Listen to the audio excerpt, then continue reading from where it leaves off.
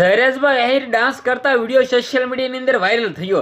જી આ મિત્રો વાત કીધો જયરાજભાઈ આહિરને ગુજરાતની અંદર કોણ નથી ઓળખતું। જી આ મિત્રો વાત કીધો આપણા માયાભાઈ આહિરના દીકરા અને ગુજરાતની અંદર માયાભાઈ આહિરનું કેવડું સારું એવું નામ છે।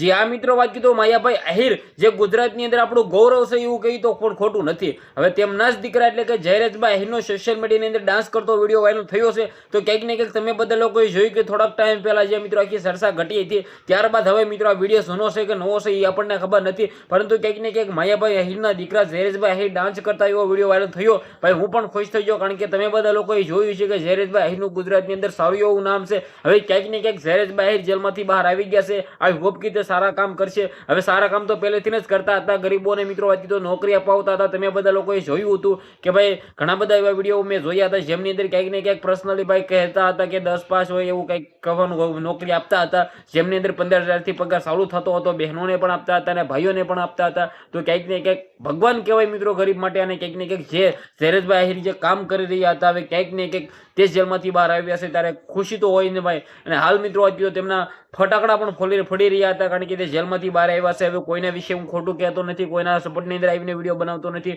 ખાલી જે મારી સમક્ષ આવી જાણકારીઓ જોવા મળતી હોય છે એ તમારા સમક્ષ પહોંચાડતો હોઉં છું। બાકી હું કોઈના સપોર્ટમાં આવીને વિડીયો બનાવતો નથી, કારણ કે તમે બધા લોકોએ જોયું હતું કે હાલ ગુજરાતની અંદર જે જયરાજભાઈ ચર્ચામાં આવ્યા હતા, ત્યારબાદ હાલ મિત્રો વાત કીધો થોડું ઘણું ઠરી ગયું છે, એટલે કે મિત્રો વાત કીધો વિવાદ છે પૂરો થઈ ગયો છે। પરંતુ આના વિશે તમારું શું કેવું છે, તમારું શું કેવું છે કમેન્ટની અંદર અવશ્ય જણાવી દેવાનું છે। અને સબસ્ક્રાઇબ તો ભાઈ બિલકુલ કરવાનું જ છે।